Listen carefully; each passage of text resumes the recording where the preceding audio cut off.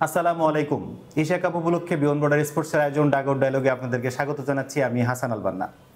Match অ্যানালাইসিসের জন্য আমাদের সাথে স্টুডিওতে উপস্থিত আছেন certified performance analyst Ahmed Rezon Protik ভাই এবং জুলফিকার আলী অনিক ভাই।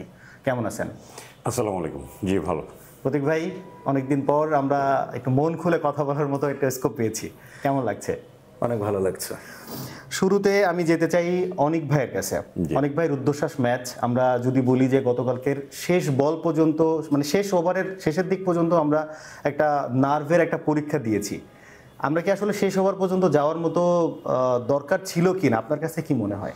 না, আসলে এটাই অনুমান করা যায় যে ম্যাচটা শেষ ওভার পর্যন্ত যাওয়ার কথা ছিল, কারণ আমরা একটা বলার কম নিয়ে খেলেছি। তো সেই ক্ষেত্রে মিডল ওভার্সে আসলে একটা স্ট্রাগল গেছে এবং এটা আমরা দেখেছি। শেষ পর্যন্ত আসলে আর শেষ হাসিটা আমরা হেসেছি এবং এটাই আসলে ভালো ছিল এবং নার্ভটা আমরা ধরে রেখে আসলে ম্যাচটা জিতেছি।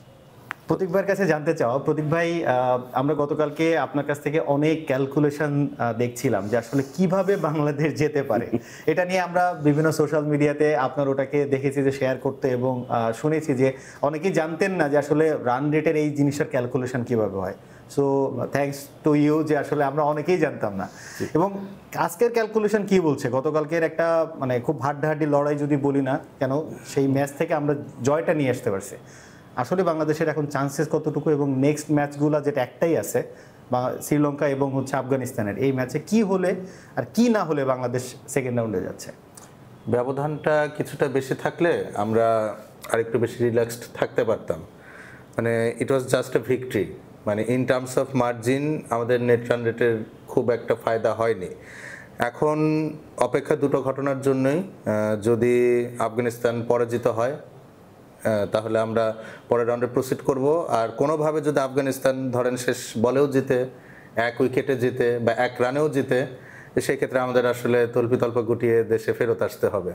এখন ইনরিয়েলিস্টিক কেন লাগছে যে আফগানিস্তান চাইবে লাস্ট ম্যাচটা শুধু জিততে। এখন একটা প্রবাবিলিটি রয়েছে যে ধরেন আফগানিস্তান জয়লাভ করা সত্ত্বেও বাংলাদেশ এবং আফগানিস্তান পরের রাউন্ডে প্রসিড করতে পারে, সেই ক্ষেত্রে শ্রীলঙ্কাকে অনেক বড় ব্যবধানে হারতে হবে। তা ধরেন এখন আফগানিস্তান যদি চেস ডাউন করতে নামে, 150 রানের একটা টোটাল চেস করতে নামে, আফগানিস্তান তো তাড়াহুড়া করবে না, তারা তো মেক শিওর করবে যে তারা শুধুমাত্র ম্যাচটা জিতলে পরের রাউন্ডে যাচ্ছে। তো এই অ্যাসপেক্ট থেকে বাংলাদেশের জন্য চান্স একেবারে নেই বললেই চলে যদি আফগানিস্তান জয়লাভ করে। কিন্তু যদি শ্রীলঙ্কা ভিক্টোরিয়াস হয়, সেই ক্ষেত্রে আমরা এবং শ্রীলঙ্কা পরের রাউন্ডে প্রসিড করবে। খুবই সিম্পল ইকুয়েশন এখন দাঁড়িয়ে রয়েছে আমরা। আর যদি গতকালকের ম্যাচের দিকে তাকাই, আমার মনে হয় বাংলাদেশ টিম ম্যানেজমেন্টের পক্ষ থেকে এটা একটা শর্ট টার্ম সলিউশন ছিল। আমরা জয়লাভ করেছি, টুর্নামেন্টটা এখনো টিকে রয়েছে, কিন্তু গতকালকে যেরকম প্ল্যানিং নিয়ে বাংলাদেশ খেলেছে, আপনি এটা পরের ম্যাচেই এক্সিকিউট আর করতে পারবেন না। মানে এগুলো হচ্ছে খুবই শর্ট টার্ম সলিউশন। মানে ওয়ান টাইম ইউজ গ্লাস বা প্লেট আমরা যেমন ব্যবহার করি, একদম ওরকম। কালকে বাংলাদেশের যদি আপনি বোলিং অপশন দেখেন, মানে সাইফ হাসান এবং শায়ম হোসেন পাটোয়ারি, তারা দুইজনই কিন্তু নর্মালি টি-20 তে নিয়মিত বোলিং করে অভ্যস্ত না। গতকালকে বোলিং করেছেন এবং তারা 4 ওভারে 55 রান দিয়েছেন। সাইফ হাসানের 3 ওভারে 39, শায়ম হোসেন পাটোয়ারির 1 ওভারে 16 রান, সব মিলে তারা 4 ওভারে 55 রান কনসিড করেছেন। প্রতীক ভাই, গতকালকে আমরা 4 জন চেঞ্জ নিয়ে আমরা 11 সাজাতে দেখেছি বাংলাদেশ দলকে। ডু অর ডাই ম্যাচে আমরা যেটা দেখলাম যে সাইফ হাসানকে ওপেনিং এ পাঠানো, ইমনকে ড্রপ করা, তাহিদ হৃদয়কে আমরা চিন্তা করেছিলাম যে ড্রপ হবে, কিন্তু ওনাকে ঠিকই রেখে আমরা নুরুল হাসান শহরকে ইনকর্পোরেট দেখেছি, আমরা শেখ মেহেদীকে অফ করতে দেখেছি, এমনকি বোলিং লাইন আপেও কিন্তু নাসমকে ইনকর্পোরেট করা হয়েছে। তো ওভারঅল 11টা কি আপনার কাছে মনে হয় যে পারফেক্ট ছিল, কিংবা 4টা বোলারকে নিয়ে খেলা, যেখানে কিন্তু আসলে আমরা সাইফ হাসানের থার্ড ওভারটা নিয়ে আসলে পুরো বাংলাদেশের দর্শকদের একটা কথাবার্তা শুনতেছি আমরা যে কেন ওনাকে এই টাইমে বল করা, অপশনও ছিল না। ওভারঅল 11 নিয়ে আপনার কাছে জানতে চাওয়া। 11টা আদর্শ ছিল না, কিন্তু এখান থেকে একটা পজিটিভ বিষয় কি যে বাংলাদেশ টিম ম্যানেজমেন্ট ক্লিয়ার ছিল যে কি করতে চাচ্ছে তারা। এটা একটা ভালো দিক। ধরেন আপনার যদি সিদ্ধান্তগুলো আপনি মানে সার্টেন থাকেন যে কি করবেন, সেটা তাহলে আপনি ডিফেন্ড করতে পারবেন এই টিম লাইন আপটার এগেনস্টে। এখন বিষয় যেটা হয়েছে যে সাইফ হাসানকে তারা উপরে খেলিয়েছেন কারণ তাহিদ হৃদয়কে তারা পারসিস্ট করতে চেয়েছেন, এবং তাহিদ হৃদয় আমাদের মিডল অর্ডার যেভাবে স্ট্রাগল করেছে সেই হিসেবে গতকালকে পাস মার্ক পাওয়ার মতো ব্যাটিং উনি করেছেন। এটা ভালো করলে ভালো তো বলতে হবে অবশ্যই। মোটামুটি কিন্তু একটা ইনিংস খেলেছেন আপনি। লিটন দাস কালকে 9 রান করেছেন, শামীম হোসেন পাটোয়ারি 11 রান করেছেন, সেখানে উনি 20 বলে 26 রান করেছেন। মোটামুটি একটা সাপোর্ট উনি দিতে পেরেছেন। এখন যদি বোলিং এর ক্ষেত্রে আসি, বাংলাদেশ টিম ম্যানেজমেন্টের কিন্তু এটাই প্ল্যান ছিল যে 4 জন বোলার নিয়ে তারা বোলিং করাবে এবং পার্ট টাইমার 2 জনকে দিয়ে তারা 4 ওভারের কোটাটা কোনো মতে ফিল আপ করাবেন। এবং কিন্তু ঘটনাটা এভাবেই ঘটেছে, মানে কোনো মতেই তারা ফিল আপ করেছেন। 4 ওভারে তারা 55 রান কনসিড করেছেন এবং নিয়ারলি কিন্তু ম্যাচটা আমাদের হাতছাড়া হতে গিয়েছিল। তো আমি এটাই বলছিলাম যে এই টাইপের প্ল্যানগুলো হচ্ছে কি খুব শর্ট টার্ম ওরিয়েন্টেড প্ল্যান, আপনি পরের ম্যাচে কিন্তু এই প্ল্যানের এক্সিকিউট করতে পারবেন না। তো আমাদের টিমের যেটা সমস্যা, মিডল অর্ডার রোজ, সেটা অ্যাজ ইট ইজ থেকে গেছে। আমাদের এক্সট্রা বোলিং অপশনের ঘাটতি থাকে অধিকাংশ সময়, সেটাও কিন্তু থেকে গেছে। সমাধান কিন্তু হয়নি। মাঝখান থেকে আমরা একটা ম্যাচ জিতেছি, এশিয়া কাপে টিকে রয়েছে, পাওয়ার প্রাপ্তি বললে এটুকুই। কিন্তু আমাদের টিম কিন্তু যে অবস্থায় ছিল সেই অবস্থাতেই আছে। আপনি যদি ইমপ্রুভমেন্টের কোনো জায়গা বলেন, সেটা কিন্তু মোটা তাকে বলার মতো নেই।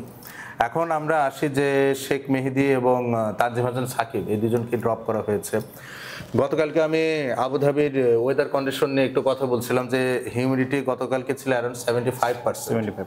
তা আপনার এত বেশি যখন হিউমিডিটি থাকবে, আপনার সোয়েটিংটা অনেক বেশি হবে। সেক্ষেত্রে হয় কি যে বলটা ধরতে অনেক প্রবলেম হয়, কন্ট্রোল করতে কষ্ট হয়। তা ইউএর সাথে আমরা যে লাস্ট দ্বিপাক্ষিক সিরিজটা হারি, সেখানে কিন্তু একটা বড় কারণ ছিল হচ্ছে ডিউয়ে আমরা বলটা কন্ট্রোল করতে পারি করা একটা অসুবিধা হয়। তো গতকালকে ডিউ পড়েনি, বাট হিউমিডিটি এত বেশি ছিল, স্ট্রাগল অনেকটা ওরকমই ছিল। মানে ডিউ পড়লে প্রবলেমটা কোথায়, বলটা ধরতে তো সমস্যা। আর একটা অ্যাডিশনাল যেটা ডিসঅ্যাডভান্টেজ থাকে ডিউ হলে, যে উইকেটে পড়ে বল কিছুটা স্কিড করে, আপনার স্লোয়ারটা বলে মানে পিচে ততটা ধরে না। সেটা কালকে মানে অতটা নেগেটিভ অ্যাসপেক্ট ছিল না, বাট বল গ্রিপ করার কিন্তু একটা ইস্যু ছিল। তো আমার মনে হয় এটা একটা বাংলাদেশ টিম ম্যানেজমেন্টের পক্ষ থেকে ইন্টেলেকচুয়াল মুভি ছিল যে শেখ মেহেদী এবং তানজিম হাসান সাকিব, তারা দুজনের কেউই কিন্তু এরকম কন্ডিশনে বিগত সময় বোলিং করে ভালো করেননি। তো সেই জায়গায় তারা বিকল্প একটা পদ্ধতিতে গেছে এবং গতকালকের জন্য বাংলাদেশ মোটামুটি আফগানিস্তান স্কেয়ারটা সার্ভাইভ করতে পেরেছে এবং টুর্নামেন্টের সৌন্দর্যটা রক্ষা হয়েছে। গ্রুপ বি এর যে লাস্ট ম্যাচটা থাকবে সেটা এখন একটা সিগনিফিক্যান্ট ম্যাচ হয়েছে। তো অল ইন অল টুর্নামেন্টের স্বার্থে যা ঘটেছে তা ভালোই ঘটেছে। অনেক ভাই, আমরা আপনার কাছে জানতে চাওয়া, আমরা সবসময় শুনে থাকি যে বাংলাদেশের ওপেনাররা যদি ভালো স্টার্ট দিয়ে থাকেন, সেক্ষেত্রে একটা বড় স্কোর হয়, বাংলাদেশের উইন পার্সেন্টেজটা বাড়ে, কিংবা বোলার একটা ভালো পুঁজি পায় ডিফেন্ড করার জন্য। গতকালকে তো আমরা একটা ভালো স্টার্ট দেখেছি ওপেনারদের। সাইফ হাসান যতই মানে বল টু বল রান করে গেছেন, তারপরেও কিন্তু তামিম কিন্তু ভালো একটা স্টার্ট দিয়েছেন। তো ওভারঅল দিন শেষে কিন্তু প্রথম 10 ওভারে যে রানটা পেয়েছি, পরে 10 ওভারে 67 রান। আসলে দুর্বলতা কোথায় ছিল আপনার কাছে? কারণ ব্যাটিং লাইনে বড় করার জন্য কিন্তু বোলিং 4 জনকে প্রফেশনাল বোলিং নিয়ে খেলেছে, প্রবলেম কোথায় ছিল? আমি যদি একদম স্পেসিফিক জায়গায় আসি, আমরা শেষ 3 ওভারে 24 রান নিয়েছি এবং টোটাল ম্যাচে আমরা 48টা ডট বল দিয়েছি, যার 30টা ডট বল আসলে শেষ 10 ওভার এসেছে। এখন আপনি যদি আরও স্পেসিফিক করতে চান, এইটার জন্য একমাত্র রেসপন্সিবল জাকের আলী অনিক। হ্যাঁ, উনি ইফেক্টিভ গতকালকে হয়তো ছিলেন এবং আমরা যেহেতু খুব ব্রেভ একটা ডিসিশন ছিল গতকালকে ওপেনিং পেয়ার চেঞ্জ করা এবং 4 জন বলারকে নিয়ে খেলা, 2 জন ওকেশনাল বলারকে নিয়ে খেলা, এই জায়গাগুলোতে আমরা অনেকে অনেক ধরনের ডিবেট করতে পারি। বাট আমার কাছে যেটা পজিটিভ ছিল যে টিম ম্যানেজমেন্ট যেইভাবে চিন্তা করেছে, মাঠে সেটা এক্সিকিউশনের জন্য ক্যাপ্টেন যথেষ্ট ছিলেন, সাথে বাকি 10 জন। এখন আমাদের যেই পরিসংখ্যানটার দিকে আমরা দেখছি, প্রথম 10 ওভারে 87 রান 1 উইকেট, পরের 10 ওভারে আসলে 67 রান আরও 4টা উইকেট বা 5টা উইকেট। এখন আপনি বলতে পারেন এটা থেকে উত্তরণের উপায় হচ্ছে আমাদের শেষ 4 ওভারে বা 5 ওভারে 15 থেকে 20 বা 16 থেকে 20 এই জায়গায় খেলার আসলে রিদমটা জানতে হবে, শিখতে হবে, এটা ইমপ্লিমেন্টের জায়গাটা আনতে হবে। আপনি শুধুমাত্র একটা স্কোরিং জোন ধরে আপনি শর্ট খেলবেন এবং আপনি আশা করবেন যে আপনার অপোনেন্ট টিম 1-2টা বলের বাদে আপনাকে ওই জন্য বল দিবে, একদমই ব্যাপারটা তা না। ধোনিকে কেউ হেলিকপ্টার শট খেলার জন্য বল দিত না, ধোনি কিন্তু হেলিকপ্টার শট খেলে নিতেন। হ্যাঁ, তো মিসবাহ স্কুপ খেলতেন, আশরাফুল স্কুপ খেলতেন, এটার নাম ছিল আগে অ্যাশ শট।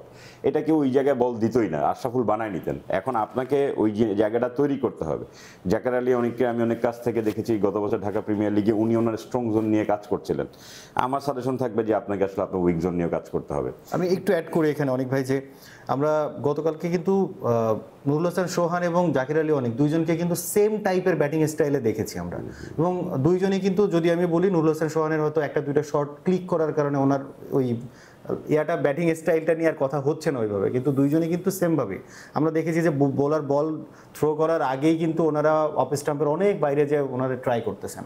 তো জিনিসটা কিন্তু দৃষ্টিকটুও ছিল, এবং যখন 12টা বলের মধ্যে 5টা ডট বল, এটা কিন্তু খুব একটা টাফ কল ছিল বাংলাদেশের। আমি আরো যদি স্পেসিফিক করেন, আপনি 18 ওভারের চতুর্থ, পঞ্চম এবং ষষ্ঠ 3টা ডট বল, এবং 19তম ওভারের পঞ্চম বল ডট বল, ষষ্ঠ বলে একটা ফুল টস ছিল যেটা থেকে আমরা 2 রান নিয়েছি। এটা এই 5টা বল জাকের আলী অনেক খেলেছেন।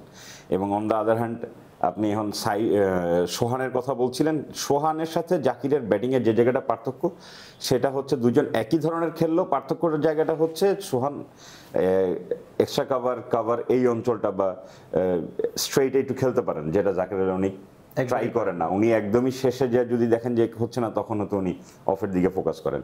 তো এই জায়গাটা আসলে দুজনকে নিয়ে কাজ করে, দুজন আমাদের হেলদি অ্যাসেট, কিন্তু ওনাদের ব্যাটিং স্কিল ডেভেলপমেন্ট যদি না করতে পারেন, ওনারা এখানে সার্ভাইভ করতে পারবেন না। কারণ রেগুলার ফেল করলে আমাদেরকে এখানে অন্য কাউকে নিয়ে চিন্তা করতে হবে, এবং এটা আমাদের জন্য সমস্যার কারণ হয়ে দাঁড়াবে। জাকির আলী অনেকের মানে দুর্বলতাটা কিন্তু আমার একটা পর্যায়ে মনে হচ্ছিল যিনি কিছুটা কাটিয়ে উঠছেন। ওয়েস্ট ইন্ডিজে আমরা যে টি-20 সিরিজটাতে ওয়েস্ট ইন্ডিজকে হোয়াইট ওয়াশ করলাম, ওখানে কিন্তু জাকির আলী অনেকের 2টো ইনিংস ছিল, সেখানে কিন্তু উনি অফসাইডে দারুণ কিছু শট খেলেছিলেন। এবং গতকালকে যেই লেন্থগুলো উনি মিস করেছেন ওয়েস্ট ইন্ডিজের সাথে সিরিজে, কিন্তু উনি মোটামুটি একই জোনের বলগুলো কিন্তু উনি অফসাইডে ডিসপ্যাচ করতে পেরেছিলেন। তো মাঝখানে এমন কি ঘটলো যে গতকালকে উনি সবগুলো বল আবার লেগ সাইডে খেলা ট্রাই করছিলেন? আমার মনে হচ্ছিল কি অ্যাডিশনাল প্রেশার এখানে একটা ইম্প্যাক্ট হয়তো ছিল। এরকম সিচুয়েশন হলে হয় কি মানুষের একটু ব্রেইন ফেড হয়, ডিসিশন মেকিংটা সঠিক হয় না অনেক সময়। ওয়েস্ট ইন্ডিজের সাথে ধরেন মোটামুটি একই রিজনের বল, হয়তো কিছুটা সামনে পড়েছিল, ওমার জাই কালকে হয়তো বল একদম ফুলার লেন্থে একদম পারফেক্ট ইয়র্কারে পেরেছিলেন। তাহলে ধরেন যদি জাকির আলী অনেক অফসাইডে উনি ক্লিয়ার করা ট্রাই করতেন, যদি 4 বা 6 না হতো, 1-2 তো বের করতে পারতেন যে বলগুলো ডট গেছে। আমরা কালকে জাকির আলী অনেককে কমপ্লিটলি অফসাইডের শট খেলতেই দেখিনি। আমি বিষয়টাতে আরো অবাক হয়েছি যে ইনিশিয়ালি আমরা জানতাম যে ওনার এই রেঞ্জটা নেই, উনি অফসাইডে খেলতে সামর্থ্য নন, কিন্তু ওয়েস্ট ইন্ডিজের সাথে ওই সিরিজটা দেখার পর আপনি টি-20 সিরিজ বলেন, টেস্ট সিরিজও বলেন, সেখানে কিন্তু আমরা বেশ কিছু শট তাকে খেলতে দেখেছি। আপনি লং অফের উপর দিয়ে, কাভারের উপর দিয়ে 6 মারতে আমরা দেখেছি। তো গতকালকে আমার এটাই অবাক লেগেছে যে প্রবলেমটা মোটামুটি রিজলভ হওয়ার পর কেন জানি মনে হচ্ছে আবার সেই প্রবলেমটা ফেরত এসেছে। প্রদীপ ভাই, আমরা কিন্তু গতকালকের ম্যাচ নিয়ে কথা বলছি, এর আগের দিনের যেটাতে শামীম হোসেন পাটোয়ারি এবং জাকির আলী অনেক দুজনের একটা স্কোরিং এর কারণে আমরা শ্রীলঙ্কার বিপক্ষে কিন্তু মোটামুটি একটা সম্মানজনক রান পেয়েছিলাম। ওখানেও কিন্তু আমরা জাকির আলী অনেককে স্ট্রাগল করতে দেখেছি, এবং সেম ভাবে ওনার কিন্তু প্রচুর ডট দিয়েছেন উনি, যেহেতু উনি কিছু স্কোরিং শট এবং 6 এবং 4 এর কারণে ওনার যদি দিন শেষের রানটাকে আমরা হয়তো দেখছি যে না ঠিক আছে একটা স্ট্যান্ডার্ড রান করেছে, ওখানেও কিন্তু ওনার স্ট্রাগল দেখেছি। এবং গতকালকে ওনাদের একটা জিনিস আমাদেরকে বলা হচ্ছিল যে মাঠের একটা সাইড একটু ছোট, এমন সবাই কিন্তু ওই সাইডে মারার জন্য ট্রাই করছেন, কিন্তু এমন না যে ওই সাইডে প্রতিটা বলে আমাকে হিট করতে হবে। এবং এটা কিন্তু লাস্টে আমরা কিন্তু যদি বলি যে হয়তো আমরা 15-20 রান কালকে কম করেছি, যেটা হয়তো আমাদের কালকের ক্যালকুলেশন যেটা ছিল যে 100 রানের মধ্যে একটা চান্সেস ছিল, হয়তো ওটাও আমরা করতে পারতাম। মুস্তাফিজুর রহমানের একটা রান আউট মিস, 10 থেকে 15 রান বেশি পেয়েছে ওরা, সেখানেও কিন্তু আমাদের জন্য একটু ব্যাকফুটে যাওয়া।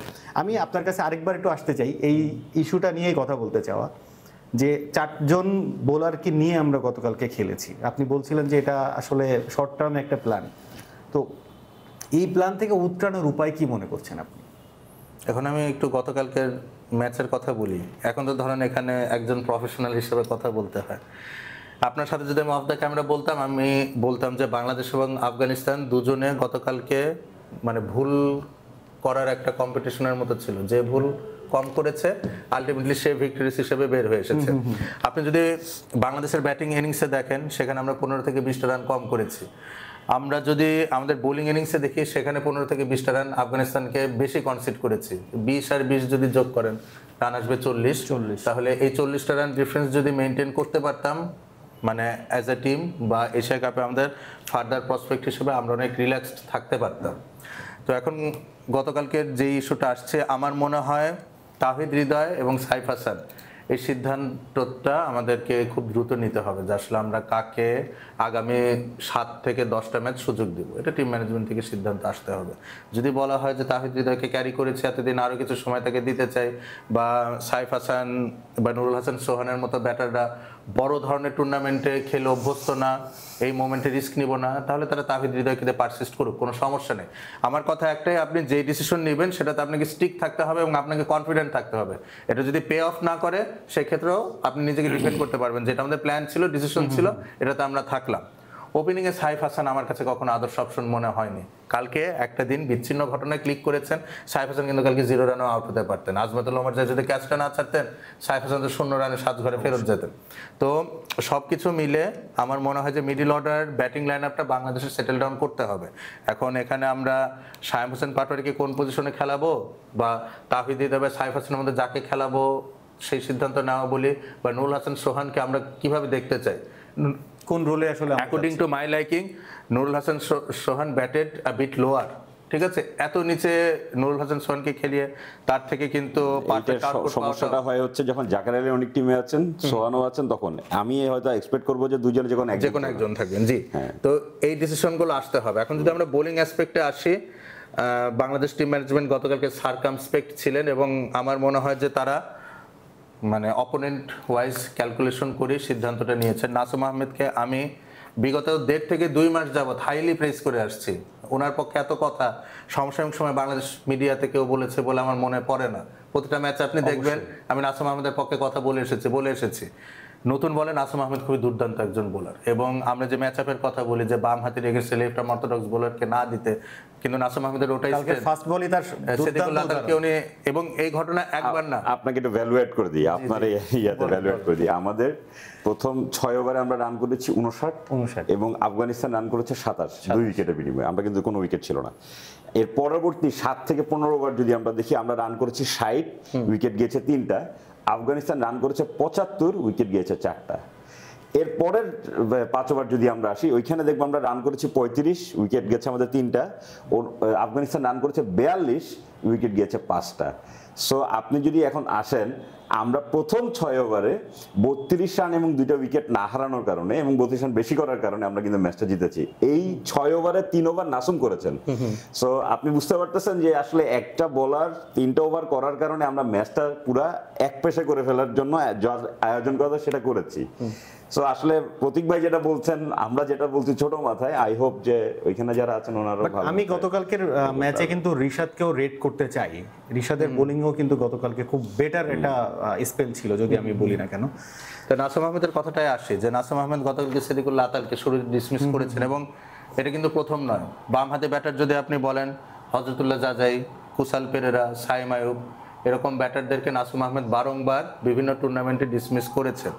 তো আমার মনে হয় যে নতুন বলে বাংলাদেশকে এখন সিদ্ধান্ত নিতে হবে স্পিনার হিসেবে ইদার শেখ মেহেদি বা নাসুম আহমেদ, দুজনের যে কোনো একজনকে আমরা পারসিস্ট করব। 2জন ফিঙ্গার স্পিনার একই সাথে টিমে খেলানোর পক্ষপাতে আমি নই, unless and until Rishad Hossain is injured আর উনি খুবই আউট অফ শেপে রয়েছেন, এটা বাদে। আর পরবর্তীতে আমার মনে হয় মোস্তাফিজুর রহমানের পাশাপাশি আমরা কাকে পেসার হিসেবে নিয়মিত দেখতে চাই, এটাতে আমাদের একটা সলিউশন আসতে হবে। তাসকিন আহমেদ খুবই দুর্দান্ত একজন টেস্ট বোলার, ওডিআই বোলার, বা টি-20 ক্রিকেটে তাসকিন আহমেদের সামর্থ্য বা তার যে আউটপুটটা, কাঙ্ক্ষিত আউটপুটটা, সেটা আমরা পাচ্ছি না। তানজিম হাসান সাকিব আমার মনে হয় সেই ক্ষেত্রে খুবই ভালো একজন অপশন হতে পারেন, যদি একটু কম হিউমিড বা ডিউয়ের অ্যাসপেক্টটা বাদ দেই। এরকম কন্ডিশনে আমার মনে হয় বাংলাদেশ টিম ম্যানেজমেন্টের তানজিম হাসান সাকিবকে তাসকিন আহমেদের আগে প্রেফার করা উচিত হবে। সেই ক্ষেত্রে ঘটনাটা কি ঘটবে, তাহলে আমি বলি যে শেখ মেহেদি বা নাসুম আহমেদ যেই থাকলেন তারা পাওয়ার প্লেতে বোলিং করলেন, পাশাপাশি পেসার হিসেবে তানজিম হাসান সাকিব থাকবেন, ফার্স্ট চেঞ্জ বোলার হিসেবে মোস্তাফিজুর রহমান থাকবেন। তাহলে আমাদের পাওয়ার প্লেট 6 ওভার কিন্তু খুবই টাইট বোলিং আমরা করতে পারবো। আবার যখন ডেথ ওভার্সের বোলিংয়ে আসবো তখন মোস্তাফিজুর রহমান এবং তানজিম হাসান সাকিব তারা ফিনিশিং করবে। মিডিল ওভার্সের দায়িত্বে হয়তো রিশাদ হোসেন বা আমরা অ্যাডিশনাল কোনো যদি বোলার নেই উনি থাকবেন, বা এই পার্ট টাইমার যারা ছিলেন তাদেরকে দিয়ে। থার্ড সিমার যদি আমরা কাউকে চিন্তা করি সেক্ষেত্রে হয়তো থার্ড সিমারও আমাদেরকে অনেক থাকে। থার্ড সিমার হিসেবে সেই ক্ষেত্রে সাইফুদ্দিন খুবই ভালো অপশন হতে পারেন। Saifuddin is a very good bowler until you are exposing him in the death overs. Death ওভার্সের বোলিং বাদে সাইফুদ্দিন কিন্তু খুবই ইন্টেলিজেন্ট একজন বোলার। আমার মনে হয় টিম ম্যানেজমেন্ট ভেবে দেখতে পারেন এভাবে। আমরা অনেক কিছুর মাঝখানে একটা জিনিস আমরা হয়তো ভুলে গেছি যে এর আগের ম্যাচে আমরা দেখেছিলাম বাংলাদেশ অনেক বেশি এক্সট্রা দিয়েছিল। গতকালকে বাংলাদেশ এবং আফগানিস্তান একটা জিনিস খুব কম্পিটিটিভ জায়গায় ছিল, যেটা হচ্ছে এক্সট্রা দেয়াতে, যেটা হচ্ছে যে আফগানিস্তান মাত্র 2 রান এক্সট্রা দিয়েছে এবং বাংলাদেশ 3 রান এক্সট্রা দিয়েছে। সরি, আমি একটু উল্টা বললাম যে আফগানিস্তান 3 রান দিয়েছে, বাংলাদেশ 2 রান দিয়েছে। সো এই জায়গাগুলোতে হচ্ছে যে কিছু জিনিস আমরা ডেভেলপ করেছি গতকালকের ম্যাচে, যার কারণে হয়তো দিন শেষে রেজাল্টটা আমাদের পক্ষে। অনেক ভাই, আমি একদম ছোট্ট করে জানতে চাও, বাংলাদেশের পেস বোলিং ইউনিট নিয়ে অনেক দিন ধরে আমরা কথা বলে এসেছি, পুরো এশিয়া কাপের এই 3টা ম্যাচেও কিন্তু আমরা দেখেছি।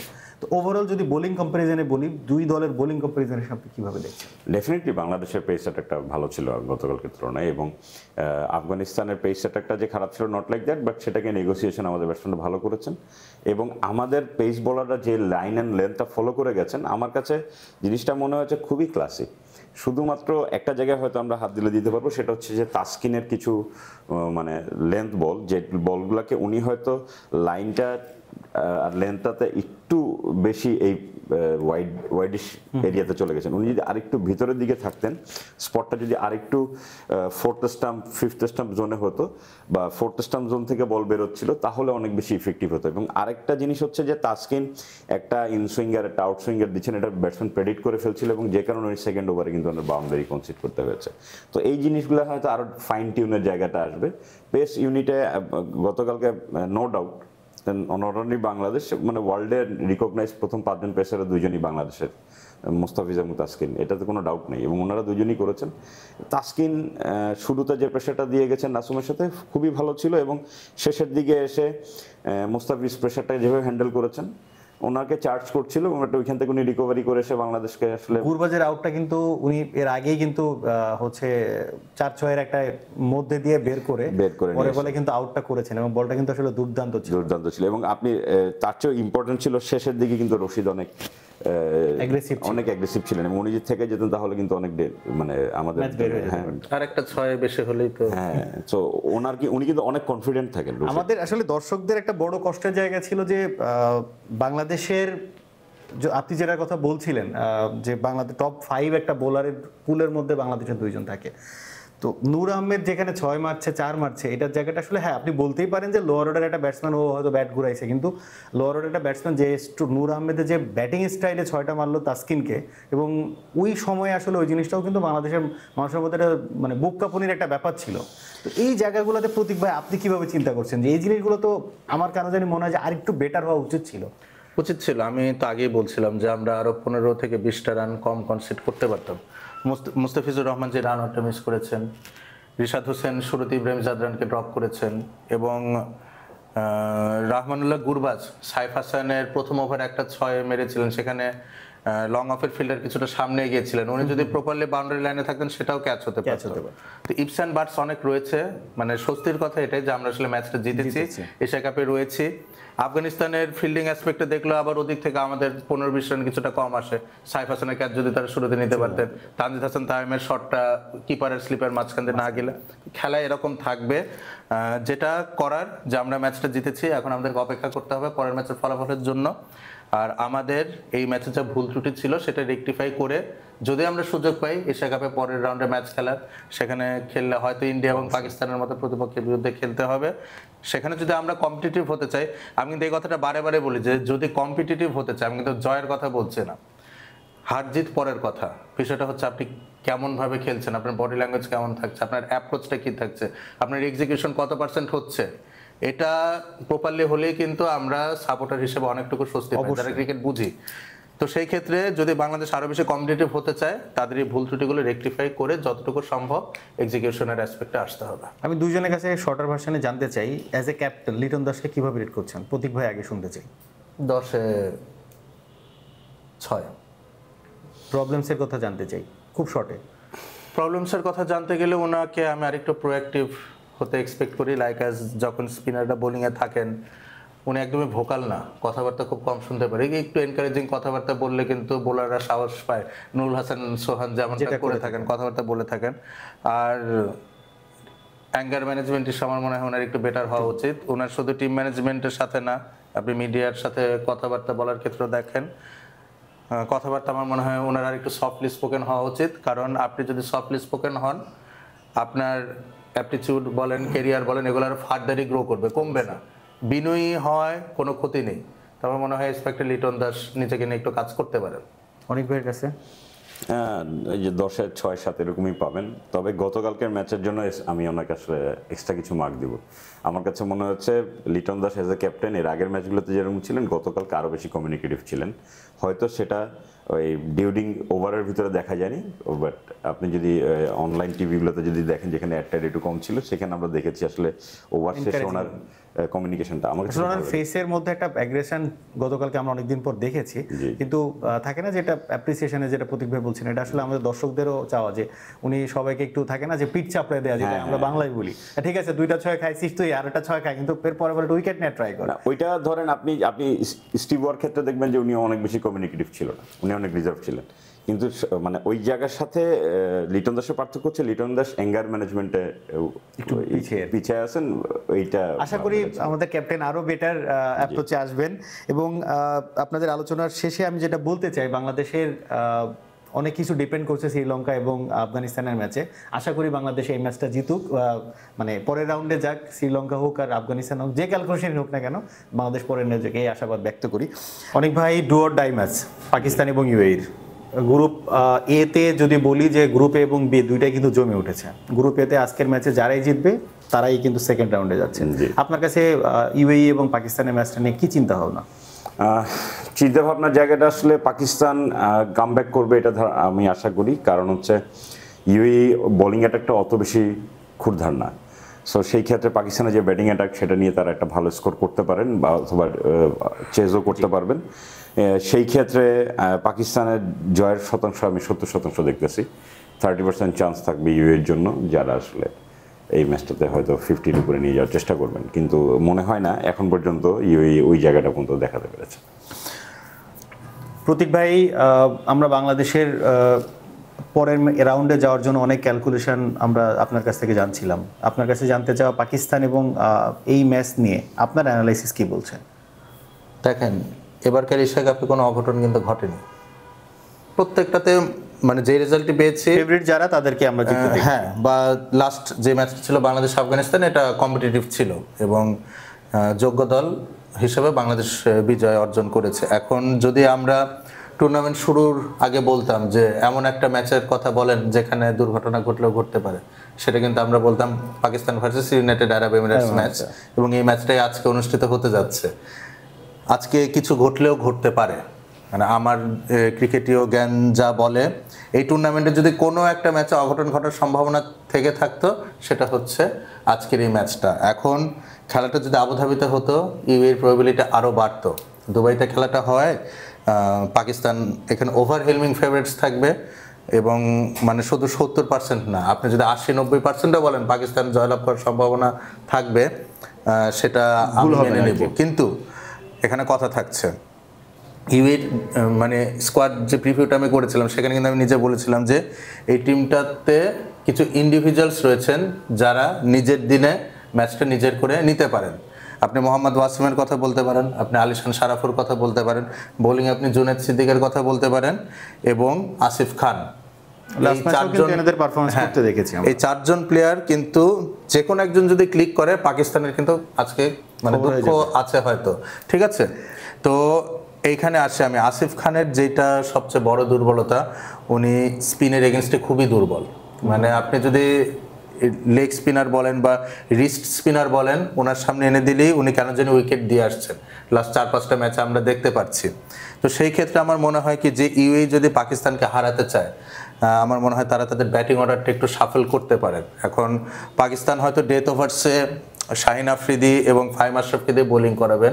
আমার মনে হয় আসিফ খানকে তারা ওই পোর্শনের জন্য যদি প্রিজার্ভ করে রাখতে পারেন, লাস্টে যদি আসিফ খানকে এক্সপোজ করেন, আমার মনে হয় সেখান থেকে ইউএই 30-40টা রান কালেক্ট করতে পারবে। এখন তাহলে মিডল অর্ডারের স্পিন আপনি কিভাবে এনকাউন্টার করবেন? আসিফ খানকে যদি আপনি নিচে নামিয়ে ফেলেন, তাহলে তো মাঝে একটা ভ্যাকুয়ামের মতো ক্রিয়েট হচ্ছে। আমার মনে হয় এই ক্ষেত্রে খুবই ভালো রোল প্লে করতে পারেন রাহুল চোপড়া। রাহুল চোপড়া কিন্তু স্পিনটা খুবই ভালো খেলেন, এবং আমার মানে রাহুল চোপড়ার কাছে এই এক্সপেকটেশনটাই থাকবেন যে উনি যেন গ্লোরি শটের প্রতি আজকে প্রলুব্ধ না হন, উনি যেন স্ট্রাইক রোটেটটা করে খেলেন। রাহুল চোপড়া কিন্তু স্পিন খুব ভালো সামলে থাকেন, উনি মানে স্টক ডেলিভারি আর ভেরিয়েশনের মধ্যে ডিফেন্স সেটা খুব ভালো করতে পারেন। উনি ভিতে সিঙ্গেল খুব ইজিলি বের করতে পারেন। তো আমার মনে হয় ম্যাচে যদি ইউএই থাকতে চায়, আজকে হর্ষিত কৌশিক বামহাতি ব্যাটার এবং রাহুল চোপড়া, এরা হচ্ছে ধরেন আপনার ইউএইর এক্সপ্লোসিভ যে টপ অর্ডারটা রয়েছে, that consists of Mohammad Waseem, Alishan Sharafu and Mohammad Zohaib. তারা তিনজনে কিন্তু খুব অ্যাটাকিং ব্যাটিং করে থাকেন। এবং লাস্টে যদি আমরা আসিফ খানকে শাহিন আফ্রিদি এবং ফাহিম আশরাফের স্পেলটা এনকাউন্টার করার জন্য রেখে দিই, আমার মনে হয় দুটো পোর্শনের মধ্যে ব্রিজ হিসাবে কানেক্ট করতে পারবেন রাহুল চোপড়া এবং হর্ষিত কৌশিক। ব্যাটিংটা যদি ইউএইর এইভাবে ওয়ার্কআউট করে, সেই ক্ষেত্রে তাদের বোলিংয়ে অত অ্যাভেলেবেল অপশন না থাকলেও 2-3 জন খুব ভালো বোলার রয়েছেন, যাদের মধ্যে জুনেদ সিদ্দিকীকে আমি আগিয়ে রাখবো। আর এখানে আমি লাস্ট ম্যাচের থেকে একটা চেঞ্জ এক্সপেক্ট করছি। যেহেতু দুবাইতে স্পিনাররা বেশি পারচেস পান, হায়দার আলী তো অবশ্যই থাকবেন, লেফট আর্ম অর্থোডক্স বোলার, এবং উনি কিন্তু খুব মাইজারলি স্পেল করে অভ্যস্ত। এর সাথে সাথে আরেকজন লেফট আর্ম অর্থোডক্স বোলার রয়েছেন সিমরনজিৎ সিং। কেন বলছি দুজন লেফট আর্ম অর্থোডক্স খেলানোর কথা? পাকিস্তানের মিডল অর্ডারটা আপনি দেখেন, সেখানে রয়েছেন সালমান আলী আগা এবং হাসান নওয়াজ, যারা কিন্তু খুব ভালো ছন্দে নেই। ওমানের বিরুদ্ধে আমির কালিমের এগেনস্টে এবং শাকিল আহমেদের এগেনস্টে, তারা দুজনে কি লেফট আর্ম অর্থোডক্স বোলার, তাদের এগেনস্টে তারা স্ট্রাইক রোটেট করতে অনেক স্ট্রাগল করেছেন। তো আমার মনে হয় ইউএইর ব্যাটাররা যদি তাদের ইনিংসটা এভাবে প্ল্যান করতে পারে, টিম ম্যানেজমেন্ট যদি এভাবে চায়, সেই ক্ষেত্রে সিমরনজিৎ সিং, হায়দার আলী এবং তাদের অফ স্পিনিং অলরাউন্ডার ধ্রুব পারাশার, তিনজন যদি পার্টিতে যোগ দিতে পারে জুনেদ সিদ্দিকের সাথে, আমার মনে হয় পাকিস্তান কাছে কিউই একটা টাফ ফাইট দিতে পারবে। ঠিক আছে, ধন্যবাদ প্রতীক ভাই। আমরা একবারে শেষ পর্যায়ে অনুষ্ঠানের আমরা জানতে চাই অনেক ভাইয়ের কাছে পাকিস্তানের 11-এ কি কি চেঞ্জ আশা করছেন এবং পাকিস্তানের আজকের ম্যাচে 11টা কেমন দেখছেন? আসলে চেঞ্জ বলতে আমি হারিস রফকে ইনক্লুড চাচ্ছি ফাহিম আশরাফের জায়গায়, এছাড়া অন্য কোনো চেঞ্জ আমার কাছে মনে হচ্ছে না হবে। কেন হবে না? কারণ হচ্ছে ইউএর ব্যাটসম্যানদের যেই জোনটাতে উইক জোন, ওই জায়গাটায় মানে ওই পার্টিকুলার জোনটায় হারিস রৌফের অ্যাটাকিং জোন। সো এই জায়গাটায় হয়তো একটা চেঞ্জ আসতে পারে এবং এই জায়গাটায় সফলতা আসবে। এবং ভাইয়া যেটা বলতেছিলেন, ওই জায়গাটায় আসলে অন্য টিম হইলে হয়তো এইটা থ্রেটিং হইতো, যেই জায়গাগুলো পাকিস্তানি ব্যাটসম্যানদের উইকনেস, যে জায়গাগুলো পাকিস্তানি ব্যাটসম্যানরা সাফার করেছেন, সেইখান থেকে কেন ইউএর সাথে আসলে ওইটা সাফার করবে না? কারণ ইউএর ফিল্ডিংটা আমরা দেখেছি, মানে হয়তো পাকিস্তানের জন্য অত থ্রেটিং হবে না, এক। আর দুই নাম্বার হচ্ছে আপনি দেখবেন পাকিস্তানি ব্যাটসম্যানরা back of the length to good length, শুরুর দিকে ব্যাটসম্যানরা একটু উইক থাকে, বাট ডিফার করবে হচ্ছে পেসে। কারণ পাকিস্তানের ব্যাটসম্যান 140+ পেসে, সেই ক্ষেত্রে ওনারা বিট হচ্ছেন, ওনারা ওই জায়গায় ওনার উইক পায়। তাহলে আপনার কাছে লাইন আপটা কেমন? সাইম আইব হচ্ছে ওপেনিংয়ে নামতেছেন, ফারহান থাকতেছেন ওপেনিংয়ে, এবং এরপরে আপনি মোহাম্মদ হারিসকে, ফখর জামানকে এবং সালমান আগাকে, হারিস নওয়াজকে রেগুলারলি এভাবে আসতেছেন, এবং শুধুমাত্র হয়তো শেষের দিকে শাহিন আফ্রিদির একটু উপরে এসে হয়তো নিচে আপনার হারিস রৌফ আসবেন। এছাড়া খুব বেশি পরিবর্তন আসবে না। এবং আমি স্পিনের ক্ষেত্রে যদি আমি আসি, পাকিস্তানের স্পিন অ্যাটাক আজকে সাফার করাবে ইউএইকে ভালোভাবে। প্রতীক ভাই, আপনার কাছে জানতে চাও যে আপনি অ্যানালাইসিস করছিলেন যে ইউএই টিমের কোন কোন জায়গাতে চেঞ্জ দরকার, যেটা আসলে পাকিস্তানকে টাফ ফাইট দিতে পারে। আপনার কাছে ইউএই 11টা যদি একদম টপ টু দ্য বটম জানতে চাই, কেমন দেখছেন? এখন আমি তো বলেছিলাম যে একটু অন্যভাবে তাদের ব্যাটিং অর্ডারটা আজকে চাইলে সাজাতে পারে। সেই ক্ষেত্রে ওপেনিংয়ে কোনো চেঞ্জেস আসবে না, বা টপ অর্ডারে কোনো চেঞ্জেস আসবে না। মোহাম্মদ ওয়াসিম, আলিশান শারাফু এবং মোহাম্মদ জোয়েব, তারা টপ 3-তে থাকবেন। নাম্বার 4-এ Rahul Chopra as it is থাকবেন। নাম্বার 5-এ আমি হর্ষিত কৌশিককে দেখতে চাই ahead of Asif Khan. Even Dhruv পারাশারকেও দেখতে চাই অ্যাহেড অফ আসিফ খান। আমি আসিফ খানকে যত লেটে ইন্ট্রোডিউস করা যায়, যারা পেসারদের সামনে ওনাকে আনা হয়, সেক্ষেত্রে 14 to 20 ওভারের ওই জায়গাটা, হ্যাঁ 16 to 20 হলে আরো আদর্শ। ঠিক আছে, তাহলে এই গেল তাদের মোটামুটি ব্যাটিং সেটআপটা। এখন যদি আপনি বোলিং এর ক্ষেত্রে আসেন, তাহলে সেখানে হায়দার আলী থাকবেন, সিমরনজিৎ সিং থাকবেন, জুনেদ সিদ্দিকী তো অবশ্যই থাকবেন যদি ওয়ার্কলোড ম্যানেজমেন্টের কোনো ইস্যু না হয়। আমার মনে হয় থাকলেও আজকে রিস্ক করবেন, কারণ ইউএই যদি আজকে হারে, এরপরে তার কোনো ম্যাচ নেই। ঠিক আছে, এবং মোহাম্মদ রোহিত এবং জাওয়াদুল্লাহ, এই দুজনের মধ্যে হয়তো তারা যে কোনো একজনকে খেলাতে পারেন। ওই যে আমি বলছিলাম লাস্ট ম্যাচে ইউএই আর ওমানের যে আলোচনাটা ছিল, কার্তিক মেইয়াপানকে আমি খুব মিস করব পাকিস্তানের বিরুদ্ধে ম্যাচে। আজকে সেই দিন কার্তিক মেইয়াপান যদি থাকতো, ম্যাচের প্রেডিকশন আমার হতো Pakistan 60, UAE 40। So Karthik Meiyappan will be highly missed in this match. Okay, ধন্যবাদ। আমরা পাকিস্তান এবং ইউএই ম্যাচের অ্যানালাইসিস এবং দুই দলের 11 কেমন আসতেছে সেটাও জানতে পারলাম। ধন্যবাদ আপনাদেরকে। আজকে এই পর্যন্তই। আগামী ম্যাচের অ্যানালাইসিস দেখার আমন্ত্রণ জানিয়ে বিদায় নিচ্ছি। আমাদেরকে আপনাদের মতামত জানাবেন আমাদের ফেসবুক এবং ইউটিউবের। ধন্যবাদ, ভালো থাকবেন, সুস্থ থাকবেন, আসসালামু আলাইকুম।